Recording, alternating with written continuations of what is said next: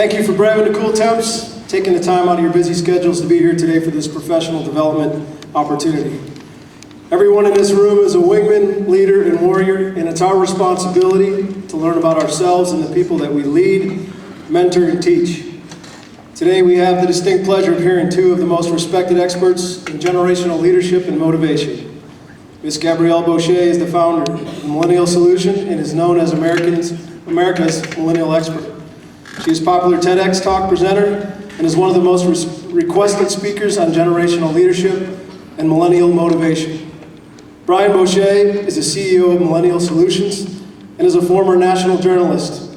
He started his first successful company at the age of 26 with a laptop, a phone, and $50. Brian has personally consulted Fortune 500 companies, A-list celebrities, and design strategies for leaders looking to remain at the top of their competitive talent market. Brian and Gabrielle Bosche are both best-selling authors. Their new book was just released a couple weeks ago titled Keep Them Longer, How to Gain, Train, and Retain Top Talent. Together, Brian and Gabrielle have co-hosted Sirius XM programming, developed millennial engagement strategies for presidential campaigns, and have been featured on NPR, Fox Business, Bloomberg Radio, Business Insider, Glamour, and Fast Company. Please join me in offering Gabrielle and Brian a warm Warhawk welcome.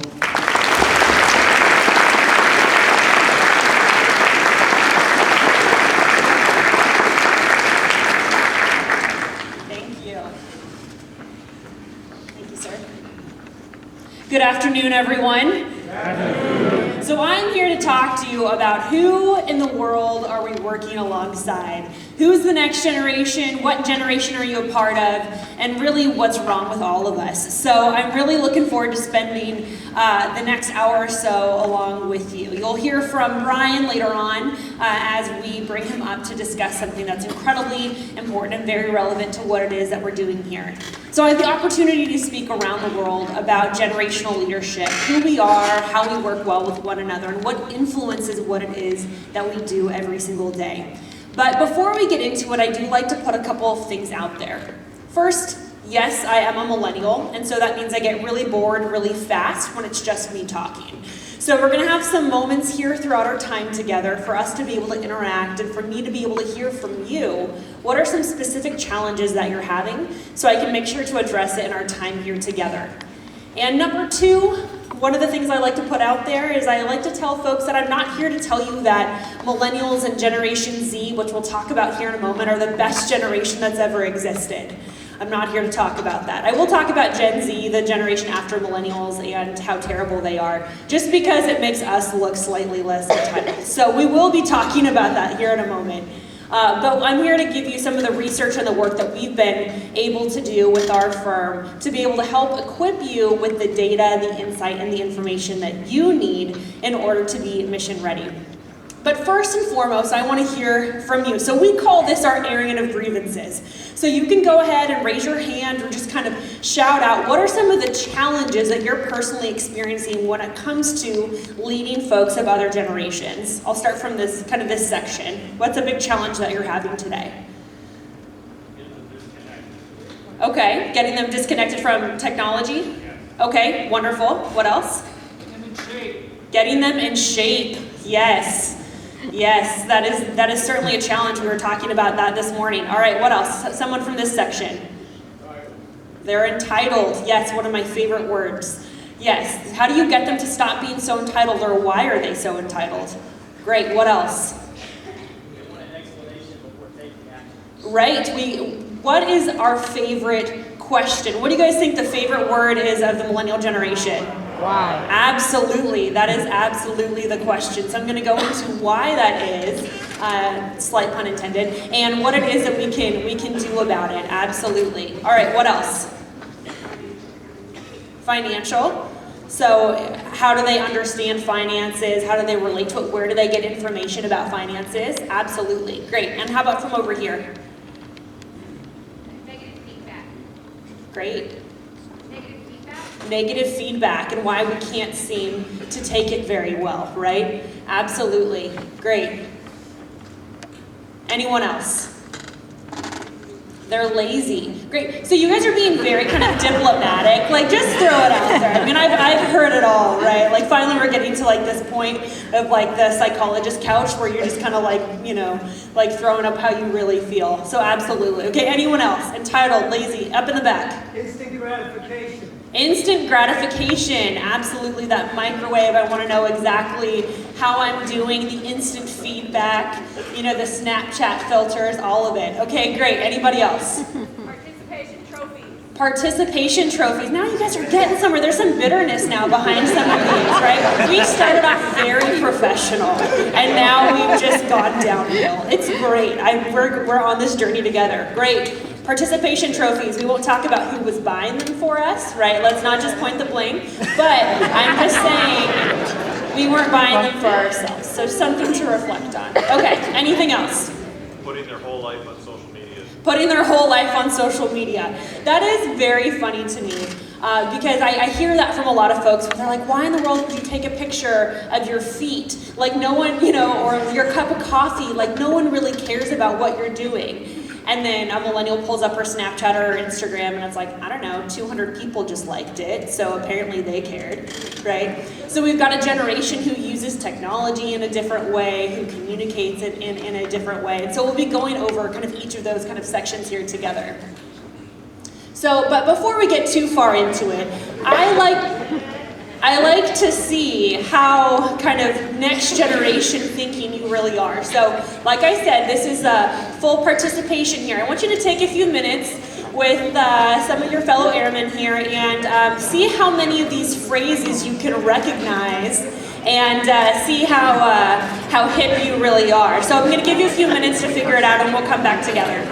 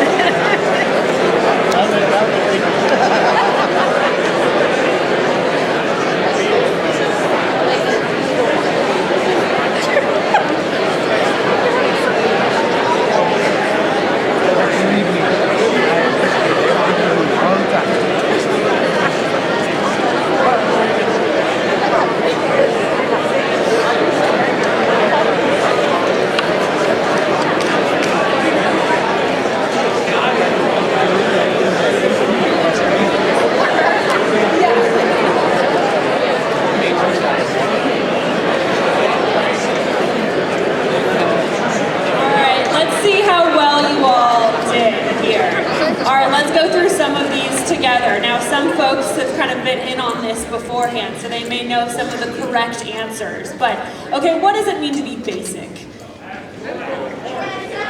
Average, boring, she's typical, so she's kind of basic. Okay, bougie, fancy, yeah, we all kind of know that bougie person, right? Canceled. What does it mean to be canceled?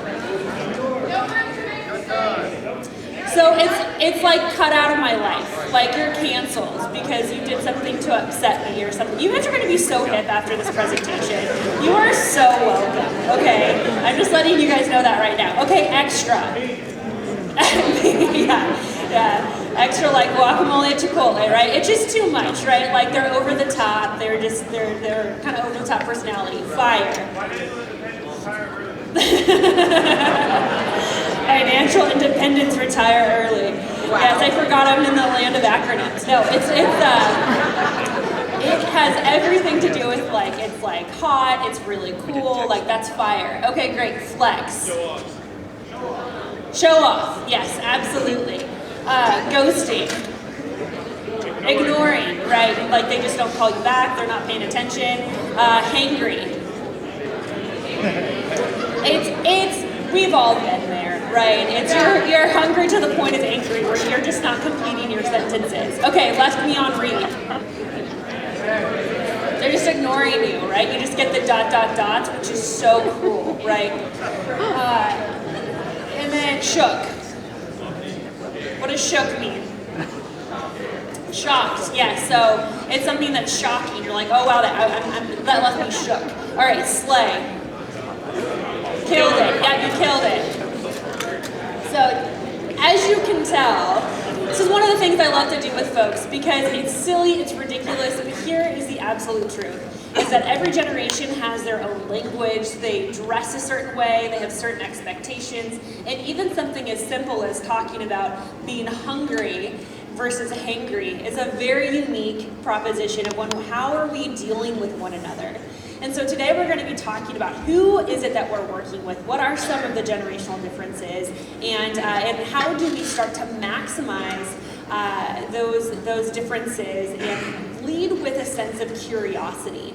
And so I'm going to be talking to you today about generational curiosity. How do we start to be curious about one another and empathize with one another to see things from others' perspective?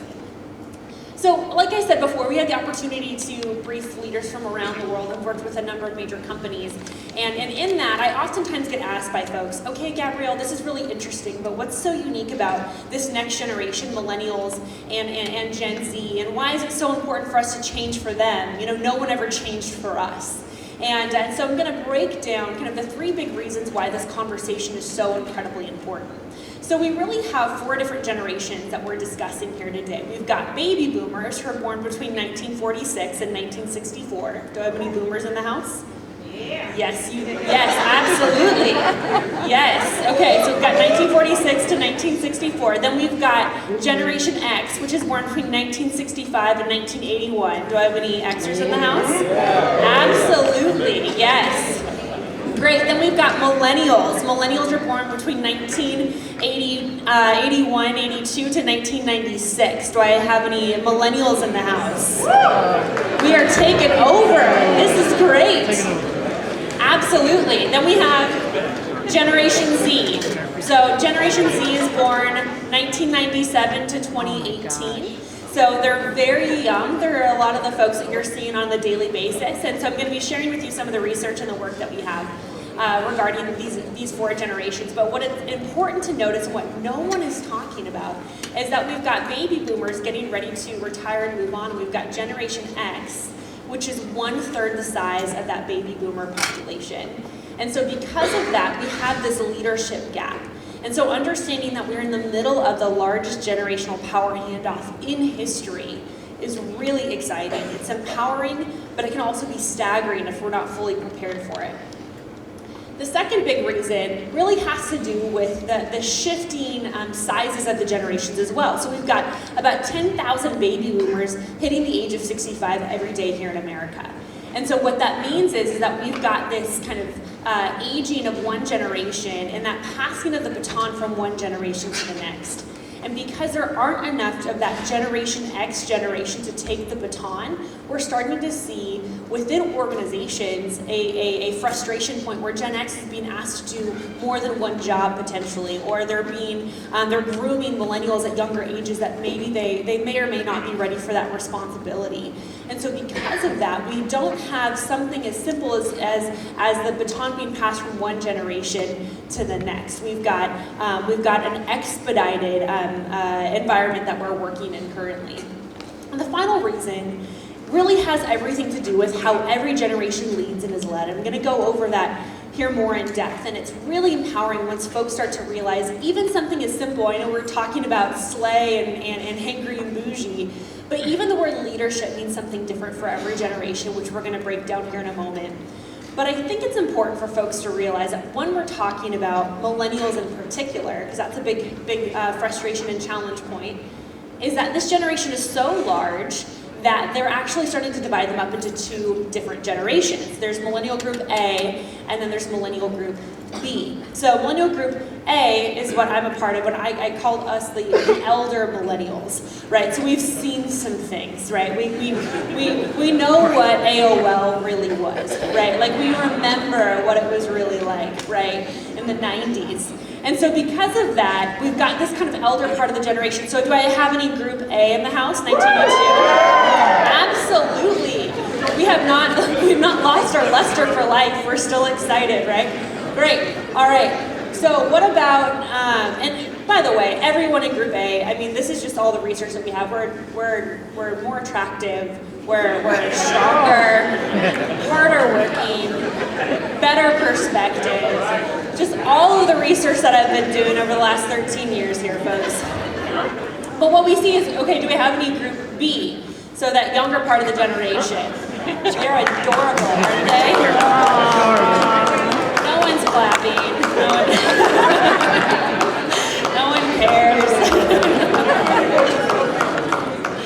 So Millennial Group B is that younger part of the generation. Why we even divide them up is just even the role of technology. So for my part of the generation, technology was still being used as a tool, where we used technology to get things done. We had word processor, and we had, we were using it to effectively do things. But what we see with younger and younger generations, with Millennial Group B and even Generation Z, which I'll talk about in a moment, is technology has moved from a tool to a part of our identity, where we have such a hard time when you're seeing your folks coming through basic and they have a hard time letting go of their phone. It's not just because they're addicted to it, which they in fact are, because these devices are now turned into devices that are designed for us to be addicted to it, to keep going back time and time again, because we get this dopamine fix when we're using our technology today that didn't exist in the past, and the devices have even been designed to create that kind of fix for us.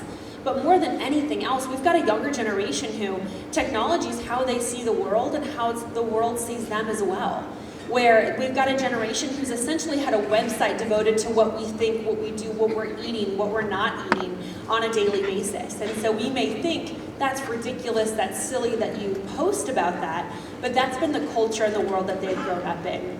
And so that's what we've even started to see with millennials is a lot of times folks will say, well, millennials, you guys are all the same. But you can be 36 in a millennial, and you can be 25 in a millennial, or 22 in a millennial, and things start to shift dramatically, not just because of the stage of life you're in, but because there are different types of millennials as well. So I want to break down how each generation leads. So we're going to be going over these 4 major generations that I am discussing here with you, and discuss how do you effectively lead each of the generations. Now we're going to go over more in depth, but I think it's really important to realize that every generation leads and is led based off of one of 2 areas. And this is some of the research that we've been doing. Our head of research, Dr. Jeremy Graves, has really been doing a lot of great work in this regard. And what we found is that folks learn to lead one of 2 places. They learn to lead based off of how they were parented, or they learn how to lead based off of their first or kind of second interaction with a boss. So really before 21, they're getting imprinted on what leadership looks like. So because of that, we start to see some of the major influences of how each generation leads. So baby boomers tend to lead from the top down, very structure oriented, right? There's an A and there's a B and there's a C. I'm sure none of you can relate to this because none of our organizations are run like this, right? Is you have a process for everything, and we do B because B is how we do things around here. And then we've got millennials coming in and they're asking what? Why? Why do we do A, B, C? Honestly, I don't get the letters thing. Why aren't we doing numbers? Like, because that's how we do it. No, hold on. I think that there's an app for this. I think I'm going to download the app, and then I think I'm just going to do it with the app. And you're like, no, this is how you do it, right? Because that's how we do things. And so realizing that boomers are going to be much more process-oriented and prepared versus a younger generation who's used to using technology to get things done. Generation X tends to lead from the side.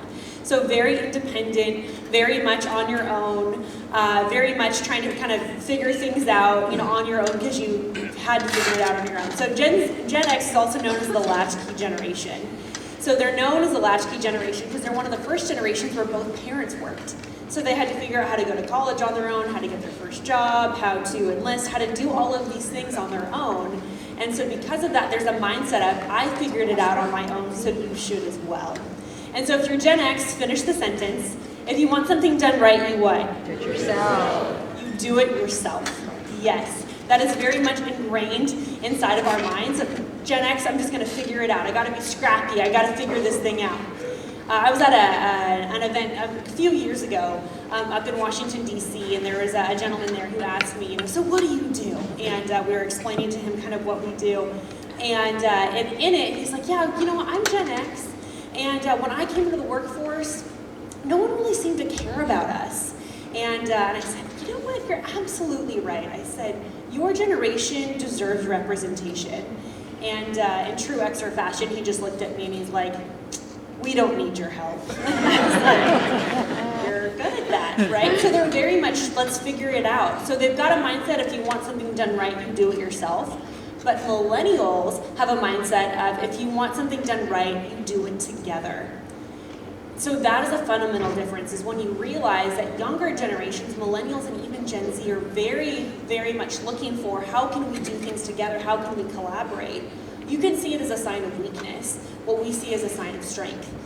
So you can give a command and, she may turn around and ask, someone for help or for input, and you may think, well, clearly she's not ready for leadership because she had to ask for help. But she sees it as a sign of strength, that she's looking for collaboration because she believes that strength comes with participation, not in independence.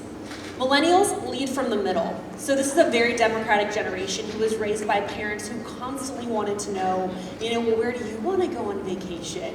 And, what do you want to do? And because of that, there's been an expectation from a very young age that my generation really is set to have our opinions validated from a very young age. Whereas older generations had a mindset of, I don't really care what you want for dinner. This is what we're eating, right? Or, I don't really care where you're going on vacation. You're sitting in the back of the station wagon and you're going wherever we're going. Like you're watching whatever dad is watching, right? You're like, wow, Walter Cronkite's my favorite cartoon. Like, you didn't have an option when you were younger because you did what your parents wanted you to do. And so because of that, we've got just shifting expectations where we've got young people, Generation Z and millennials coming in, and they're used to having people ask their opinion about everything. And so they're coming in underneath you and they're thinking, well, great, finally someone's asking my opinion. It's like, no, I was being sarcastic. I actually don't really care, right? And I remember a few years ago, we work a lot with the Navy, and I was meeting with the base commander, and I was explaining to him why millennials want to feel fulfilled. And so I was sitting in his office with a big, his big desk, and we're having this discussion, and he looks at me and he kind of sits back in his chair a little bit, and he's like, fulfilled. Why don't they just go fulfill my coffee?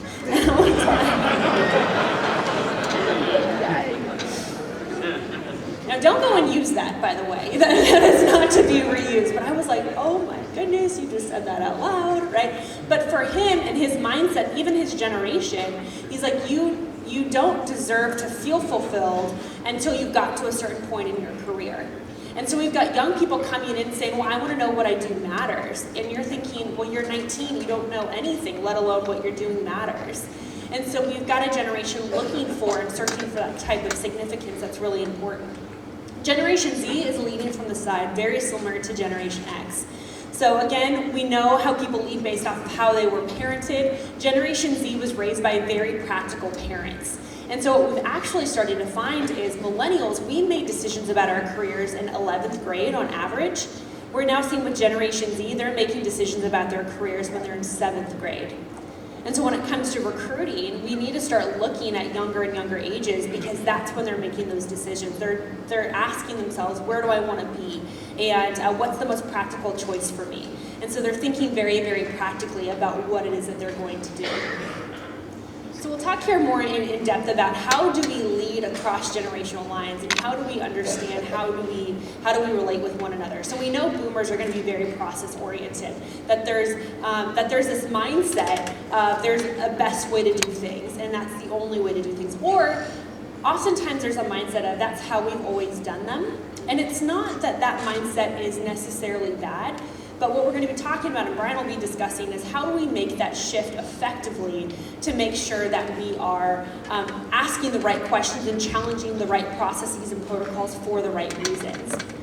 So then we'll talk about Generation X. So like I said before, Generation X is that very independent, very entrepreneurial generation. So don't tell me how to do things, I'm gonna figure it out on my own. And there's a lot of pride in that.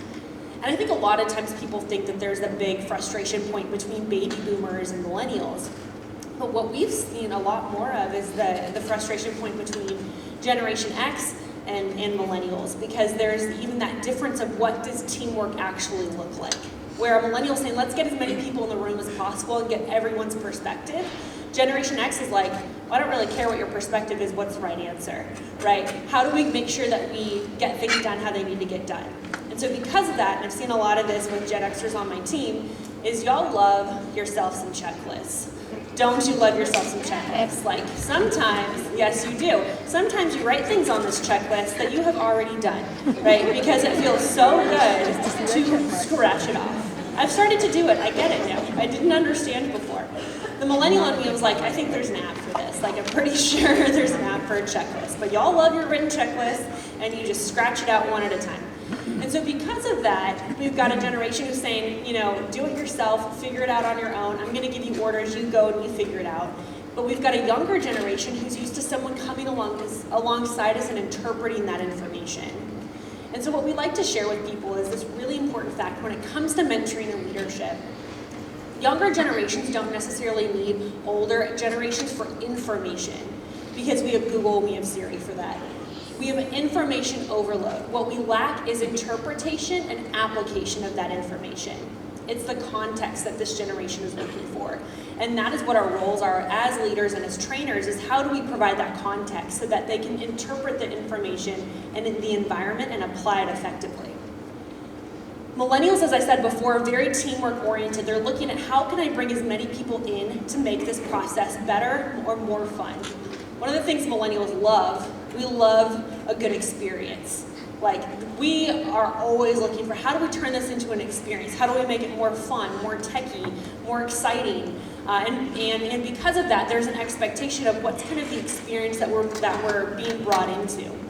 And millennials want more people involved in that process, which is a part of that experience concept.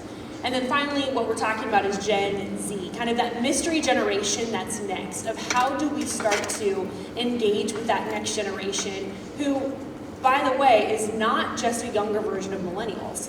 I see it all the time where people are just assuming, well, I think Gen Z is really just, you know, younger versions of millennials. But that would be a mistake, because this next generation is very, very independent, very skeptical, wanting to know what's the right answer, what's the most pragmatic thing that I can do. Whereas my generation was raised with this mindset of, you can do anything that you want, and you can be anything that you want. And then we grew up, and we believed you, and now we're coming to BMT thinking we can do anything that we want and be anything that we want. Turned out we listened. So, but then we've got a younger generation, Gen Z, who's been raised by parents who are like, well, you can be the best at something, but you're gonna have to work really hard to get there. Or you should probably think about what the best decision is because you don't wanna make a mistake. And so they were raised by parents that made them much more careful and much more calculated versus a younger millennial who was recently in their state as well. Gen Z also too, when it comes to training information, their brains are forming in a different way. It's a little scary, but their brains have actually been forming in a different way because of the role of technology.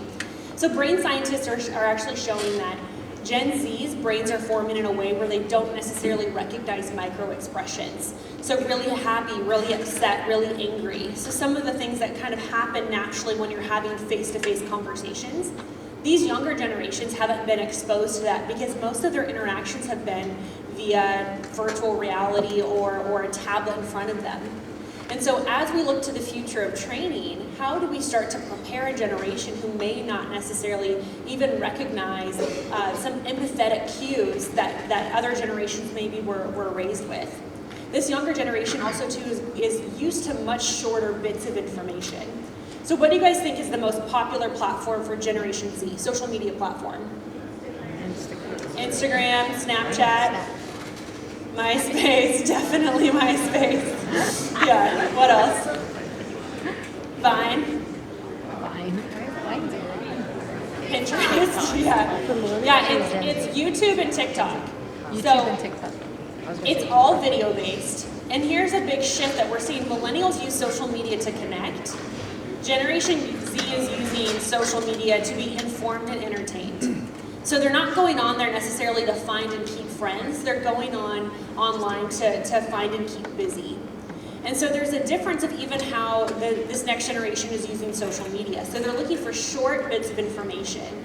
Less than 7 seconds is what we're actually finding is these short videos like TikTok that are really, really short pieces of information that are going to be able to be processed by a newer generation.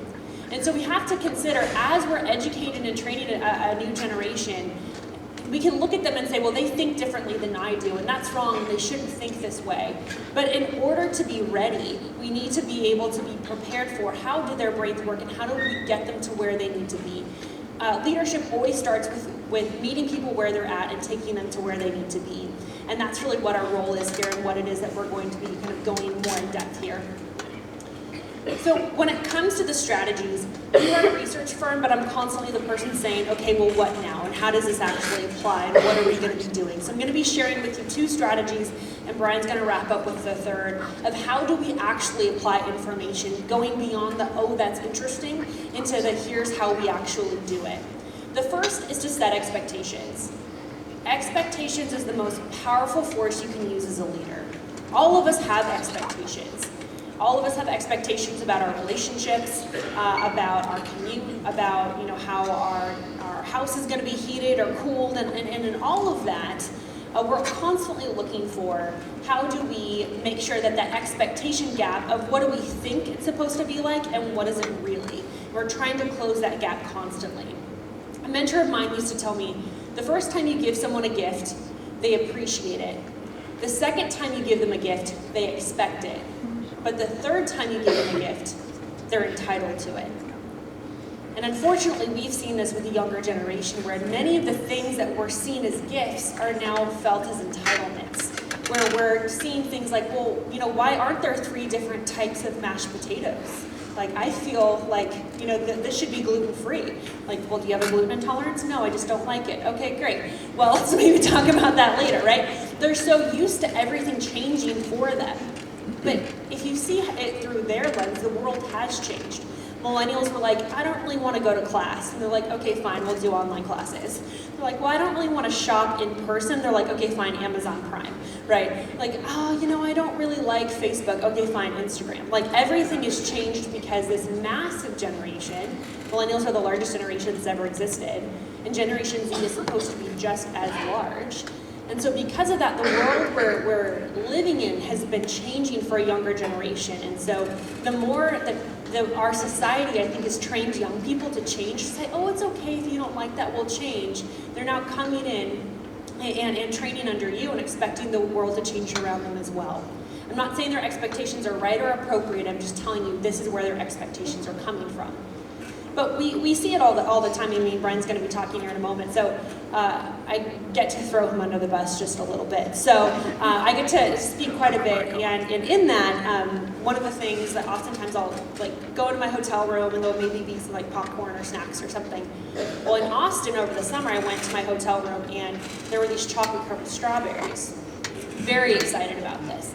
So I ran in, I was, chowing down on these chocolate-covered strawberries. There's a note that says, hey, have a great time in Austin, Brian.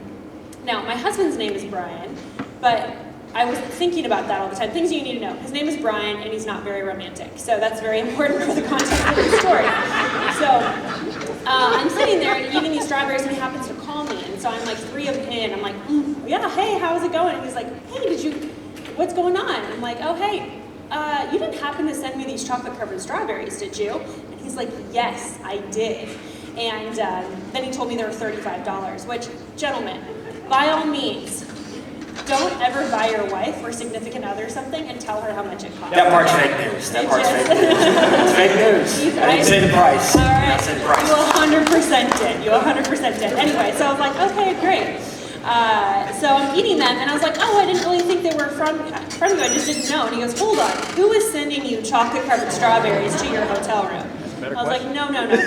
this is not on me. I said, why is it that I read your name and I also too didn't think it was That is a you? better question. It was someone else. I was like, who on the staff's name is Brian? It was really nice of him to send me these chocolate covered strawberries.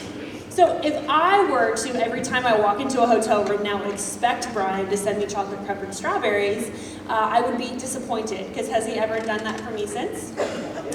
No, probably because I publicly embarrass him whenever I can.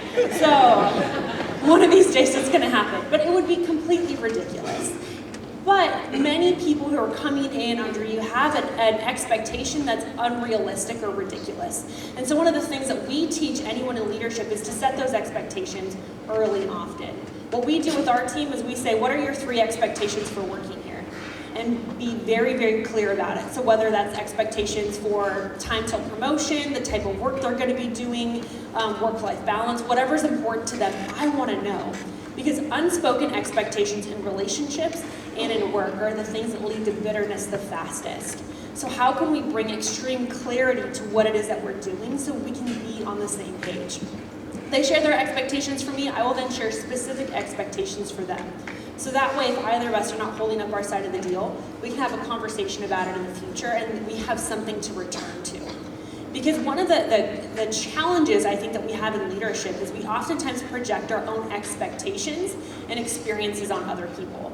Like, well, they should just know how to do this. But the funny thing, I hear a lot of times people say, well, younger people today, they don't have common sense, right? No one's ever said this in this room, I'm sure, right? They don't have common sense.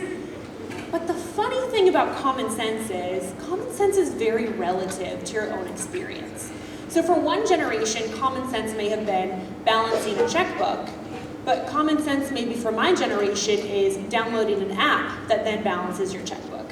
So even using technology or what kind of those expectations are, what's common sense, is really important for us to start to keep in mind, to make sure that we're on the same page and we can lead with expectations in mind.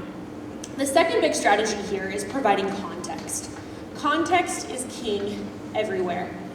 People want to know, why is it this way? Why isn't it that way? Why can't we improve it? And in all of that, understanding that this need for my generation to know why has been put inside of us at a very young age. Because we've been able to find answers to most things. Because we lecture at universities all over, and inevitably there's some punk in the back who's like Googling my statistic, who's like raising his hand like, ma'am, I don't think that that's actually correct. I think you meant 7,000, not 17. I'm like, get out. Like, no one likes you. You have no friends, right? But we have a generation who can just kind of Google or ask Siri absolutely anything because we've had instant access to information. And so not knowing has never been an option for us. Access has also been very different for us, where we have young people coming in with an expectation that they're going to have access to leadership that isn't granted to them. I was working with a nonprofit one time, and one of the young women who worked there, she was on her way into the office and her car broke down on her way in. And instead of calling, I don't know, AAA, she called the executive director of this multi-million-dollar nonprofit. And I found out later in the day, I was like, why did you call the big boss about your car breaking down? And here's legitimately what she said. She's like, well, I just know that he likes cars a lot, and like I felt like he might be able to help me, and I think his commute comes right by me, and I just thought he might be able to help. I was like, what in God's green earth are you thinking, right? Like, why would you call the boss? Why wouldn't you call someone else? But for her, she had this very familiar relationship with people who were older than her, where she thought, well, you know, he's like my dad, and my dad would help. Like, right, but he's not your dad. So maybe let's start off with that, right? Let's start with some facts. But that was her expectation of, well, sure, of course not. Like, I don't think he would mind it at all. And he didn't because he was a nice guy, but it was completely inappropriate. And so understanding even the context behind, you know, the proper protocol of what's appropriate. Because many young people have been raised by parents that have very casual relationships with their kids, where they want it to be like their parents' friend or their kids' friends, or, you know, whatever that was. And so because of that, even the term respect means something very different, where I see it all the time, where young people come in and they're seen as disrespectful because they ask why. But here's what we found, is that millennials asking why isn't challenging your authority, it's looking for context. It's trying to understand why something is done. And if we're training young people to be leaders, they need to understand why things are done the way that they're done. Now, maybe it's not in that immediate moment, right? You're not going to be like turning around and trying like, well, here, let me explain to you why we march in this particular order, right? That's not necessarily what I'm saying. But this next generation is saying, yeah, I'll totally go with you. I just need to know the full, clear picture. Because from a very young age, they've been given that clear picture, or they've been given access to information for where they can find that information. And so knowing kind of the full map of where they're going, and really causes them to trust you more. Because here's the key, is if you're just saying because I said so, for our generation, that's interpreted as, oh, they don't really know the answer. Because we think, oh, if you knew the answer, then you'd probably take the time to explain it. Whereas older generations, that respect came with distance. The further you were removed, the more revered you were. But my generation, respect comes with proximity. The closer we are to you, the more relationship we have with you, the more that we respect you. The more like you we are, the more we like you. And so it really is an upside down version of what leadership has been in the past, because this generation is coming in, again, with a unique set of expectations. One of the key things I like to help people with is the really practical kind of side of things. So before I bring Brian up here, I'm going to kind of teach you how to give feedback really, really quickly and easily. So most of us are taught how to give feedback in what I call the cookie sandwich, right? So you get the cookie like, you're really great, we really appreciate you, you're doing a fantastic job. You need to stop doing this because it's absolutely terrible and you suck at it. However, thank you for everything you do. I really appreciate you, right? Do you see anything wrong with this, right? As the person giving the feedback, it feels good to do that, but in reality, it's not effective at all. And so what we've taught, get away from that, what we teach is what we call the stoplight. So red is you need to stop doing this, and why? You need to stop coming in late. You need to, stop being on your technology. You need to stop whatever it is, and why. Give me a specific reason why. And if you can tie it to how others view them, that's helpful as well. So stop coming in late, because when you're late, it causes the rest of the team to not take you seriously and think that you're not really confident in your role, right? Yellow means improve on this. So here's something that you can take and say, hey, you're doing a pretty good job, but I've noticed in some of the reports that you're sending out that there's some spelling errors. So you're doing a good job getting them done on time. However, you can improve on them in this way. And then green is keep doing this, you're doing a great job, and here's why. And taking the time to be specific in how we're providing that context to a newer generation who's constantly wanting to know, is what I'm doing important? And it takes just a few minutes. I remember one of my first jobs outside of college was working for this consulting firm, which at the time I thought I had made it, because most of my friends were baristas at Starbucks, and so I had an office, and it didn't have any windows. I found out later that it was a converted cleaning closet, which made a lot of sense because it smelled like bleach. So sure, there's no residual effects. So I'm sitting there in this office, and I'm doing cold calls all day, which I was training a group of millennials, and I explained this story, and this one cute little thing in the back was like, what's a cold call? And I was like, oh God, how do I explain this? It's like a cold call is when you call someone you don't know and try and sell something that they don't want. And she was like, no, right? I'm like, it's not for you. It's not gonna work out well, right? Because talking on the phone is the worst thing a millennial could be asked to do, possibly ever. Like, can't I just text him? It's like, no, answer the phone. So I'm doing these cold calls, and it was not what I thought it was. It was like, I was bummed. It was 6 months in. I was not thinking. I thought it was gonna be much more glamorous than it actually was. And anyway, my boss saw that I was probably not as pepped up as I used to be. So he walked by my office, knocked on the door, let some of the teams escape, and then kind of stopped by, and he was like, hey, Gabrielle, I just wanted to check in on you, and I just want to let you know you're probably not doing the work you thought you'd be doing. You're probably not, doing everything. This isn't exactly how you thought it was going to be. But then he said this. He said, I just want to let you know that you doing work for your clients and doing good work helps all of us do work for our clients, and all of us get to where we need to be. And that was it. It was a quick 30-second reminder that what I was doing wasn't just about me, it was for the greater good. And I think especially in a mission-driven organization like the Air Force, we take for granted the fact that mission is about us as individuals, but it's about corporately what we're doing together.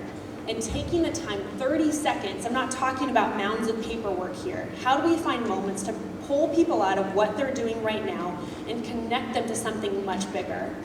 Which brings me into our third strategy for how you can engage and lead across generations. I'm going to bring Brian up here.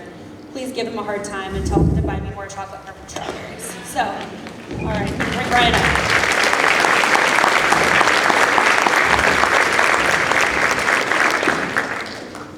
So, my name is Brian Bosche.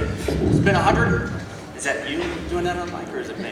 Is it me? Am I doing that? It's been 182 days since I sent my last chocolate-covered strawberries, and I'm here to defend my romantic honor, for sure, after that. Look, this has been one of the most incredible opportunities for us probably in the last few years. To spend time with all of you, to see a ceremony like that today was something I don't get to do every day. We spend a lot of time with corporate America, and it's an environment oftentimes full of egos and all kinds of things that distract us from serving each other well in the marketplace. And first, I just want to thank you so much for allowing me to just sit and be an observer of that experience, and thank you so much for your service, and I just want to give you a huge round of applause. So, thank you so much. So, if I could spend just an hour with you, half a day with you, full day with you, I would talk to you about one thing. I would talk to you about purpose. And I think purpose is something that the United States Air Force is something that you understand more naturally than others. As I walked into the building, I noticed that pillar outside that said, service before self, reflecting one of your core values. And that is a natural component of purpose. Purpose is often misunderstood. Sometimes it's conflated with the word passion.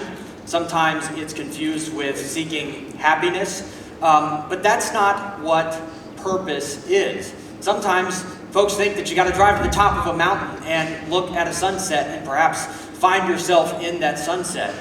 But if you don't have that luxury, I want you to think about purpose like this. Purpose, as a basic definition, is the reason for which something exists. The reason for which something exists. But I want you to think of purpose like this when it comes to you as the individual. Purpose is what's inside of you to help or serve other people. I'll say that one more time. Purpose is what's inside of you to help or serve other people. And why do I say that? Because there's a two-part equation to fulfillment. A lot of folks are seeking happiness. A lot of folks would say they're seeking fulfillment in life. But what I want to tell you is that fulfillment flows through other people. Fulfillment doesn't come from you. Happiness doesn't come from you. It comes from what you do for other people. There's two parts to fulfillment, a two-part equation. First, grow in every area of your life. Why do you have to do that? Because of part two, so that you can give. That is the equation for fulfillment. And the first step to doing that is discovering your purpose as an individual, and then taking that and teaching your team members and your colleagues how to discover their purpose as well. This is strategy number 3 to leading an effective team when it comes to the next generation of talent. So October 24th, just a few days ago, I have a Google alert set on the title of our next book, Keep Them Longer, How to Gain, Train, and Retain Top Talent. And the phrase keep them longer picked this quote the other day. It hit my inbox. And this was from General James McConville, Chief of Staff of the United States Army. And he was speaking at a leadership conference for recruiters. And he was talking about what it means to win. What it means to win. He said the first win is when we recruit them for their first term and they finish their first term. 2, 4, 6 years, whatever it is. But the second win is that we get them to stay. And he said the key was we recruit them for their talents. And then he said we give them purpose to keep them longer. And this phrase, to me, and after hanging out with Colonel Generos and your awesome family here at Lackland, what this told me is that the United States Air Force and the United States Armed Forces are heading in the right direction when it comes to optimization of our future fighting forces. So I want you to think about purpose as what's inside of you to help or serve other people. So we've broken down the leadership of the next generation into really 4 steps. But what's interesting about these 4 steps is that they apply to all generations in the workforce. And all of them relate to the definition of purpose that I just laid out for you. Step 1 is to see them. Step 1 is to see them. What do I mean by that? I want to tell you, and I think you already believe this, that every single individual is significant. Every single individual has purpose. And that purpose is meant to be part of something greater than them. So the first step in leading any individual, especially the next generation, is to see them as a person with purpose and significance. To see them as a person with purpose and significance. And it's your role as a leader to sometimes help them discover that purpose. I don't have the equation on the board, but there's 4 steps, there's 4 parts to an individual's purpose. And this is the result of 5 years of research, thousands of engagement surveys, focus groups, hanging out with incredible leaders around the country. There are really 4 components to an individual's purpose. And I'll give you those right now, because usually purpose is kind of an emotional subject, and my desire for you today is to make it a bit more practical. The first step, the first component is natural talents. This is what I call the Michael Phelps talents. Of course, Michael Phelps trained to go to the Olympics. He ate 5,000 to 7,000 calories a day to go to the Olympics. But there was something about his wingspan being taller than he is, or longer than he is tall, that made him unique to be a swimmer in the Olympics and win 8 gold medals in 1 Olympics. That's natural talents. Learn skill sets, it's what you went to school for, it's what you got certified for, it's what you're doing here in the United States Air Force, it's your life experience, it's your professional experience. Those are your learned skill sets. That's part number 2. Part number 3 is passion. Now, passion can be good and it can be problematic as well. How many of you have heard the phrase, whether it's from parents, guidance counselors, colleagues, or whatever, just do what you're passionate about? Anybody? Just do what you're passionate about. What's wrong with that? What's wrong with that? Well, yeah, what'd you say? You might suck at what you're passionate about. It's true. There's a lot of passionately bad people in the world. And I gotta say, you don't have to look any further than like American Idol, X Factor, whatever shows out there today to see that there are some passionately bad singers in the world. And they don't have any friends either. They didn't have anybody to come up next to them and say, hey, if you want to put yourself in front of Simon Cowell or somebody else, you go ahead and try that, but you're really bad, right? And I don't think any amount of practice at work is going to create this natural talent within you. So what's wrong with passion? Passion can lead you in the wrong direction. So I tell folks, don't start with passion. Passion is developed over time. And what is passion really about? I'll tell you this. Passion is the thing in the world, the problem in the world that you are uniquely created and equipped to solve. That is passion. And if you hear or use the phrase, I'm passionate about this, I want to give you a basic definition of passion. Passion, as for the dictionary, is an uncontrollable emotion. Now, we talked about this yesterday in the leadership session. If you replaced every time you use the word passion with uncontrollable emotion, what would be the result? It'd be pretty interesting, right? I have an uncontrollable emotion for cookies. Not good. It's not a good starting point. Let's try that again. I have an uncontrollable emotion for cake. Also not good. Man, food. We need more PT, right? I have an uncontrollable emotion for the environment. These are, when you change the word passion out for uncontrollable emotion, you realize how problematic it can be. Sometimes passion is developed over time. Over time. Because with experience in serving people, with the increase in your talents in serving people, that's where passion comes from. And if you want to know if you're truly passionate about something, I want you to think about this. The acid test for passion is sacrifice. The acid test for passion is sacrifice. Are you willing to sacrifice for whatever you are passionate about? Why? Because service requires sacrifice. And if you're going to help people, and you're going to find fulfillment, then it will require sacrifice. You all know that better than anybody else. I'm just some guy who sells speaking engagements for money. I mean, seriously. Thank you for your service. I'm just a guy with a microphone. But passion requires sacrifice, and if you want to know if you're truly passionate about something, challenge yourself to make a sacrifice for that something. That's part 3. Part number 4 is your origin story. This is the most powerful part of your purpose. It's the most competitive part of your purpose. All of us have a story. All of us have a collection of stories that run throughout our life. Most of them are hard. Most of them weren't perfect. But they gave you something. They gave you something powerful to help others. For me, under the age of 10, I was sexually molested by an older adult male.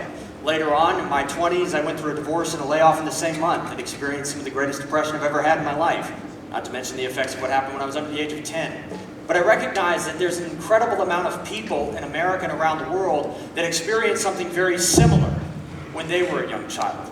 A higher percentage than any of us would actually expect. And so my origin story, while it could have made me a victim, made me victorious in giving me the ability to help others who have gone through the same thing. I want to tell you that whatever your story is, whatever your moment is, whatever your series of moments were, those are the greatest gift you have. And if you've ever gone through something, and if you're going through something right now, I'll challenge you to do this. Instead of thinking about the reasons you might be frustrated or bitter over those things, I want you to go home tonight, open up a notebook, and write down the reasons you're thankful for those moments. Because gratitude is the start of a truly great life story that is designed to help people. And I have this theory, I know I don't have much time, I have this theory that we're working on right now for a book that Gabrielle doesn't know we're going to be writing soon. I have a theory that there are two types of pursuits when it comes to excellence. And the first one is pursuit of excellence as the result of bitterness. The second one is the pursuit of excellence as a result of gratitude. When you haven't dealt with your origin story, if it was a tough one, and you seek to perform, and you seek to achieve, as a result of, I'll prove you wrong, I'll show them that I can, through a root of bitterness, it eventually leads to a fall. There's all kinds of examples of it. But if you can turn that around and write down the reasons and think on the reasons that you're thankful for those things, it produces gratitude. And gratitude produces long-standing excellence, long-standing achievement, consistent achievement. So today, if I left you with anything, I'm going to leave you with the 3 steps I almost forgot about. Number 2, in leading the next generation of talent and leading team members, is to grow them. Step 2 is also related to purpose. Grow them how? Most of us focus on core competencies. Most of us focus on just the skill sets, right? We don't focus on the human being. We don't focus on their life. But if I can tell you one thing, train them and grow them as a whole person. Because life affects work and work affects life. And some of us know how to work, but some of us don't know how to live. Sorry about the microphone. Some of us don't know how to live, how to take care of our finances, how to take care of our relationships. All of those impact how we do our job and how we carry out our duty. So in growing your people, grow them as whole people. If you recognize they might be struggling with their finances, give them a 30-second tip. Give them a 2-minute tip. It can change the way that they live their future. Do the same thing if they're struggling in their relationships. Step number 3, involve them. Now, this is something you truly do understand. You do understand this, because what I see in you is that the United States military, the United States Air Force, understands roles and responsibilities and accountability for those roles and responsibilities. Corporate America doesn't get that one as much, so they have a lot of disengagement. People leave jobs these days every 2 to 3 years, sometimes every 13 months. What I want to tell you is, when you do involve your people, when you do involve the people that you lead on the projects that you're working on, those 4 elements of their purpose, do your best to tie that task to one of those 4. It takes 30 seconds. Show them the reason why it's important. Show them the reason it helps them grow as an individual. Because when you do that, you create pull motivation. You know the difference between push and pull motivation? Everybody knows push motivation, right? I think your basic military training sounds a lot like push motivation. Just guessing. Haven't been through it, but it sounds a little bit of push. A lot of push, actually. But push motivation is the kind of thing that says I have to set 6 alarms just to be motivated to get up every day. Pull motivation is different. Being pulled to an incredible future of an incredible result doesn't require 6 alarms. It says I'm ready to get out of bed. I'm ready to solve a problem. I'm ready to go solve an injustice in the world. I'm ready to go defend our freedoms. That's pull motivation. It doesn't require an alarm clock. So when you take the involve them step and you tie the task to their individual purpose and show them how to serve with what they've got in the inside of them, create pull motivation instead of push motivation. That's step number 3. Step number 4 is teach them how to give. Yesterday in the leadership session that we were working on off-site, I asked the question, is the free market about giving or is it about taking? How many of you in the room think that the free market is about giving? Raise your hand. How many of you think the free market is about taking? Raise your hand. All right. And then there's just some undecideds. Don't want to raise their hand. That's okay. It's okay. Okay, so Gabrielle says I have a, is it bougie? Bougie espresso machine at home. Anybody, any espresso lovers in the room? I mean, come on, we're better. Drip coffee's trash. I'm sorry. Drip coffee is trash. But I know somebody's like, come on, man, I like my Folgers. I don't like Folgers. It's bougie. So I spent $1,000 on this machine. It was a lot. It was a lot. Bougie espresso machine. Love that thing, right? It just went in for service. I didn't know you sent in machines like that for service. But it's a bougie espresso machine. Paid $1,000 for it. The company's Breville. Free plug if you'd like a good espresso machine. Here's the thing. I spent $1,000, but I did the calculation. Over 4 to 5 years of using this machine and running like, I don't know, 9,000 shots of espresso through it, I probably saved about $8,000 to $10,000, roughly estimated in going to coffee shops and not going to coffee shops, right? So I saved like 8 grand, 10 grand, whatever it was, on coffee trips over 4 to 5 years. Do me a favor, put that money in your 401k, right? So how much of that $8,000 to $10,000 did Breville receive as a company? Zero. And I gave them $1,000. I got $8,000 to $10,000 worth of benefit. Breville got just $1,000. In that transaction, who gave more? Breville. Breville gave more. Breville gave a lot more than I gave to Breville, right? Because Breville had to develop it. Breville had to market it. They had to put it in one of those bougie stores so I would see it. The nice lady would say, hey, try this. And I'm like, here, take all my money. Right? Take all my money for this espresso machine. But Breville gave more because the marketplace isn't about taking, it's about giving.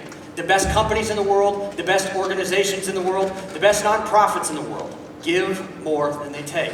Guess what? The best leaders in the world give more than they take. It truly is an upside-down triangle, not a top-down triangle. They give more than they take.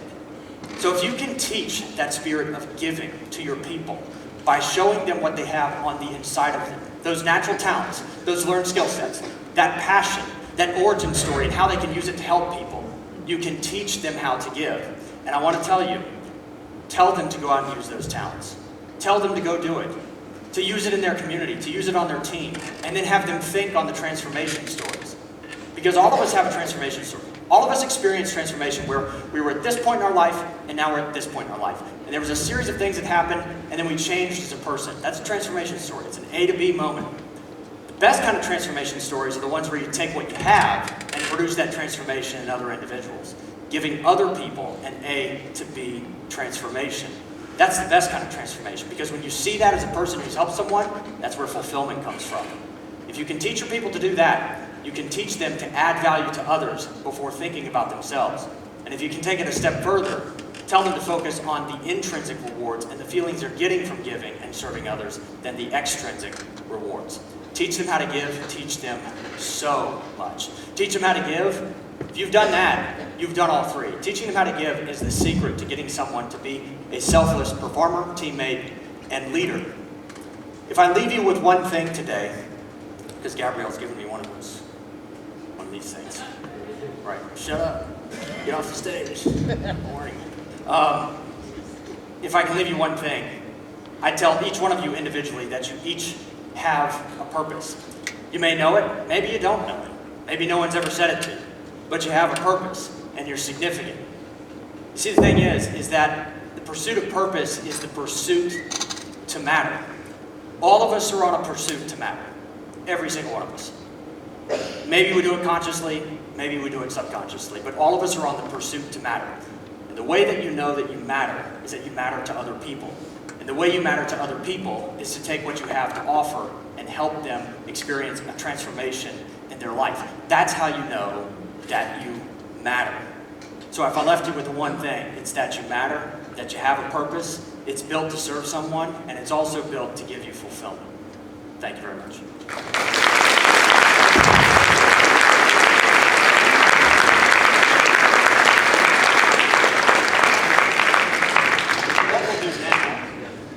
like 5 minutes for questions? Got 15 minutes for questions. Great. All right. All the tough ones, Gabrielle. All right, got it? To my right, to your left. All right, we'll go ahead and take questions that you have specifically in regards to what it is we were just chatting about, or something we didn't even talk about. That's fine. Okay, go up here.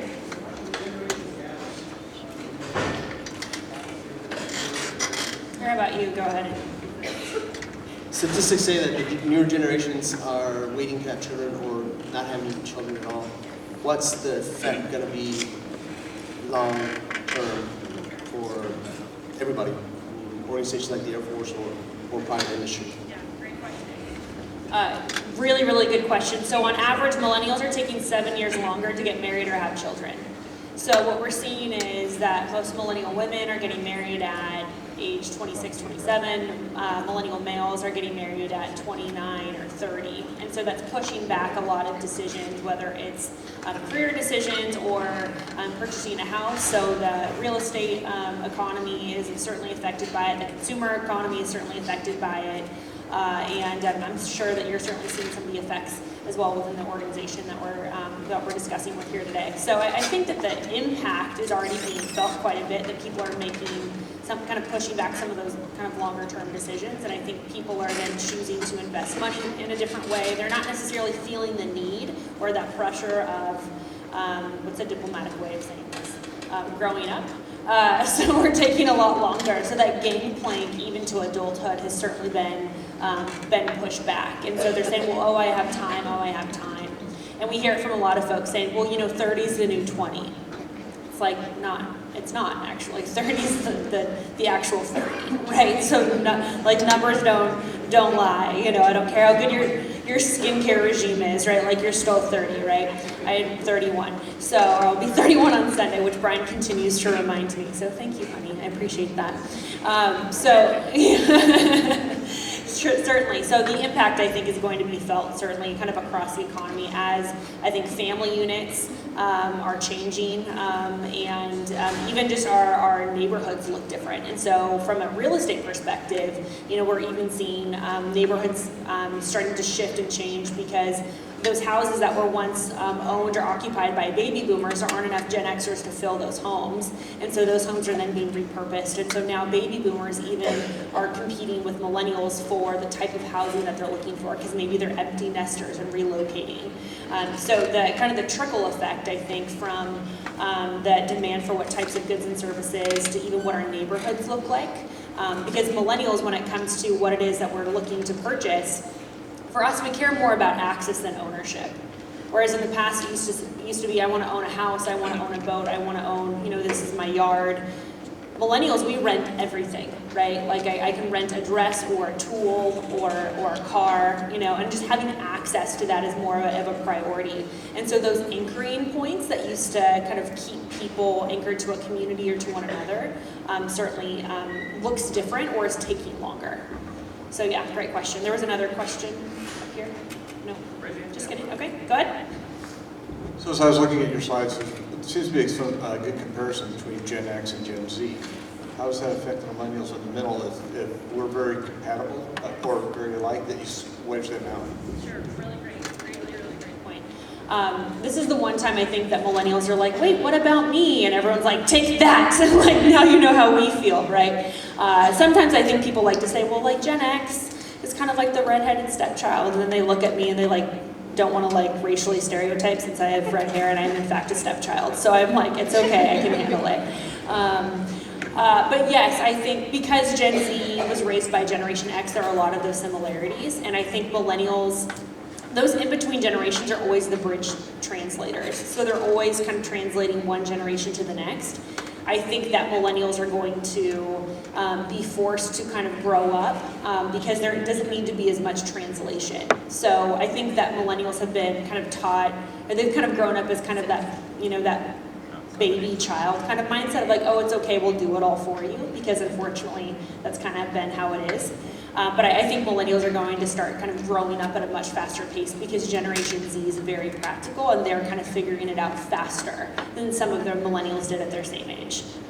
We're very, very competitive. Yeah, great question. What else? Yes, go ahead. I'm curious if you. Oh, wonderful. Thank you.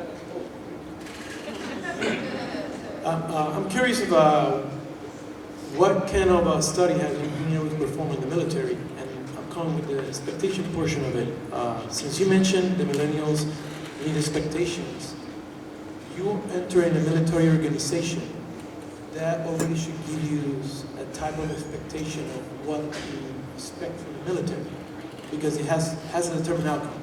You don't join the military to whatever it is that you thought you were going to be. It has a specific purpose to be part of the Department of Defense. So have you been able to do that in your studies at all? So it's quite interesting because you're right. The expectations piece is what are your expectations, but are they even realistic? So my brother-in-law, he's up at Altus, and he's a flight instructor, and he'll tell me many a time where he'll, after landing, look to whoever it is that he's training, who will look to him and say, you know, this has happened multiple times. You know, that was a little harsh. I kind of felt like, you know, there may be a different way you could have given me that feedback. And my brother-in-law is like, harsh? Like you were not like you didn't put the landing gear down. Like, what did you not want me to do? Like, sorry, this doesn't make you uncomfortable, but you know. And so he's called me many a time saying like, what do I do with these kids?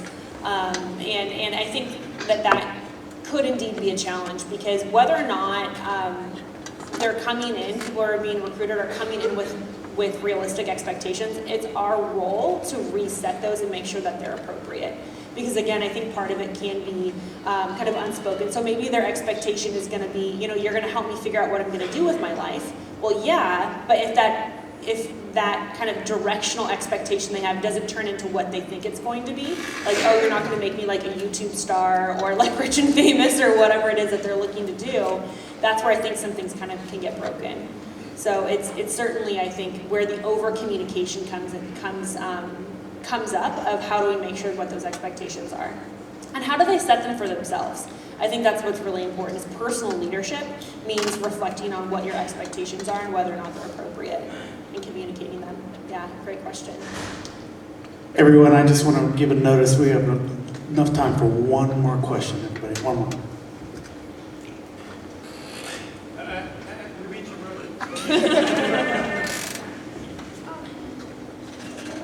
Being a elder millennial, Yes. right? So as we go to the military, a lot of us are going to deal with superiors that are Gen Z. Do you have any tips for being a millennial led by a Gen Z as opposed to being a millennial? Yeah, really great question. Of how do you lead someone or be led by someone who's younger than you, which is oftentimes a challenge, or how do you lead someone who's older than you if you're younger than that individual? It's a big challenge, particularly for young people who've been raised in very kind of democratic type leadership spaces. And the big, I think, piece of advice is if you're leading someone who's older than you, to clearly articulate what your leadership style is. Because if you are younger and you're more prone to want to involve people in decision making, making sure that people under you understand that's how you make a decision so they don't start to question you. That's going to be really important. But if you are older and being led by someone who's younger, helping them understand and articulate their leadership styles. All of us are in authority and under authority in every area of our lives. And so because of that, I think having an awareness of how you are led and can be led, how you are led and how you lead, I think is really important. So Generation Z is going to lead very similarly to Generation X. So if you are, at least that's what a lot of the data shows. Like I said, most of them are under 21, so we're still collecting data. I mean, as folks who do generational studies for a living, we're still trying to figure it out and match it up against what we know and what we can kind of predict. But what we do know is they're going to be much more focused on independent decision making, whereas millennials are going to say, hey, how do we make decisions together? Generation Z is going to say, well, let's all figure it out alone and then come back together. And so we see that quite a bit with Gen Z, where their teamwork is doing things alone but together. How do we do things virtually? So they want to disseminate decision making and then come back together, where millennials want to collaborate on decision making. And that's going to be a key distinction. But I think a lot of it comes down to being aware of your own leadership style and effectively articulating it, or articulating how you're best led when it's appropriate. So are we good on questions? then I want to make sure to certainly respect everybody's time. Wonderful. Well, if you have any specific questions, by all means, Brian and I can stay up here and answer your individual questions. But thank you for your time and attention. Hopefully this was effective and efficient for you. Thank you.